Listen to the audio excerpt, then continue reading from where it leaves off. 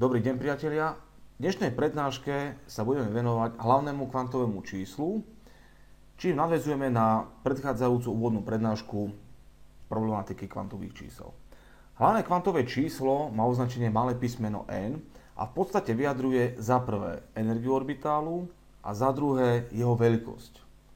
Hlavné kvantové číslo nadobúda hodnoty od 1 teoreticky až po nekonečno, ale prakticky iba po 7.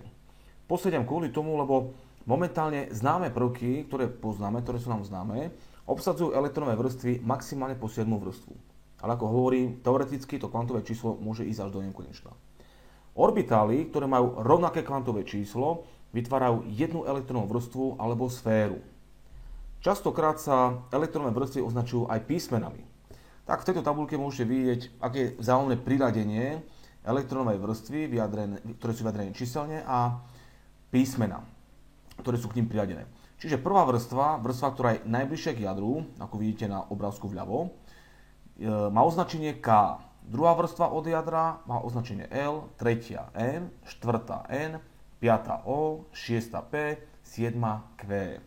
Z tejto prednášky by som vám, priatelia, odporúčal, aby ste si vzali jednu veľmi dôležitú vec alebo informáciu, ktorú neskôr budeme využívať, že čím je orbitál vzdialenejší od jadra, čiže čím je na vyššie položenej elektrónovej vrstve, čiže čím má vyššie kvantové číslo, tým má vyššiu energiu.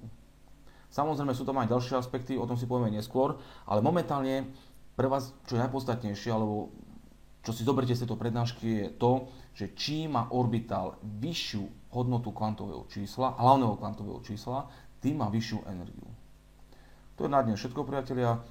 Budúci týždeň budeme pokračovať ďalej, povieme si niečo o vedľajšom kvantovom čísle a budeme pokračovať na stúpenom trende.